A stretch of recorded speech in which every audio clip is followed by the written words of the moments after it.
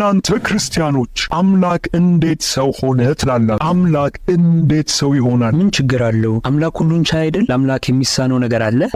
ችሎታ የለውም አይችልም ሳይሆን ያልኩ ይሄ ለአምላክ አይገባውም። አምላክ እጅግ የከበረ ነው። ሰው መሆን ለእሱ በፍጹም አይመጥነው። ጭራሽ ደግሞ መስቀል ላይ ሞተ፣ ተገረፈ ምናምን ትላላችሁ።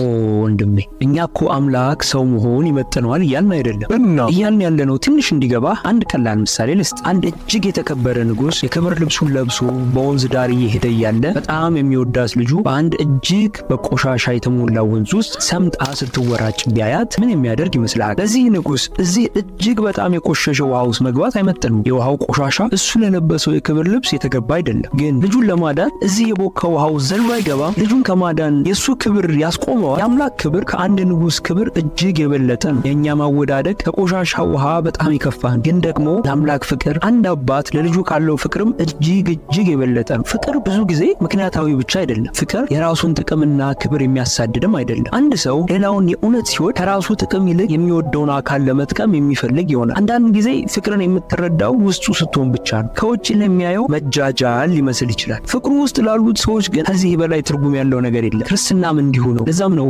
ሐዋርያው ቅዱስ ጳውሎስ እኛ ግን የተሰቀለውን ክርስቶስን እንሰብካለን፣ ይህም ለአይሁድ ማሰናከያ ለአሕዛብም ሞኝነት ነው ያለው። ባጭሩ የሆነው እንዲህ ነው። አምላክ እጅግ ስለወደደን ለእሱ የማይመጥነውን የእኛን ባህሪ ተዋህዶ እኛኑ ሆኖ አዳነን። በዚህም ምን ያህል እንደሚወደን አሳየን። ይህ ለእርሱ የሚገባው ነበር ወይ ካልከኝ መልሱ ኧረ በፍጹም አይገባውም። እኛስ የምንወደድ ጥሩ ሰዎች ስለሆንን ነው ይህንን ያደረገው ካለ አሁንም መልሱ በጭራሽ። እኛማ አምላክ ላይ ያመፅን ሞት የሚገባን ኃጢአተኞች ነን። ታዲያ አምላክ ይህንን ለምን አደረገ ብለን ስንጠይቅ መልሱ ስለወደደን ነው። ፍቅሩንም ወዳችኋለሁ የሚሉ ቃላትን በመናገር ብቻ ሳይሆን እሱ ፈጽሞ የማይገባውን የእኛን ቦታ በመውሰድ በመስቀል ላይ በተግባር አሳየን። በጥፊ ተመታ፣ ተተፋበት፣ መስቀል ላይ እርቃኑን ዋለ። ከክብር ሁሉ የበለጠ ክብር የተገባው ጌታ በፈቃዱ ራሱን ዝቅ አደረገ። አምላካችን ፍቅር ነው። ፍቅሩንም በቃላት ሳይሆን በተግባር ገለጸልን። ሐዋርያው ጳውሎስ በፊልጵስዩስ መልእክቱ ላይ ኢየሱስ በባህሪው አምላክ መሆኑን ከነገረን በኋላ እንደዚህ ይለናል። ነገር ግን የባሪያን መልክ ይዞ በሰው ምሳሌ ሆኖ ራሱን ባዶ አደረገ። በምስሉም እንደ ሰው ተገኝቶ ራሱን አዋረደ፣ ለሞትም ይኸውም የመስቀል ሞት እንኳን የታዘዘ ሆነ። በሌላም ቦታ ላይ እንደዚህ ይለናል። ነገር ግን ገና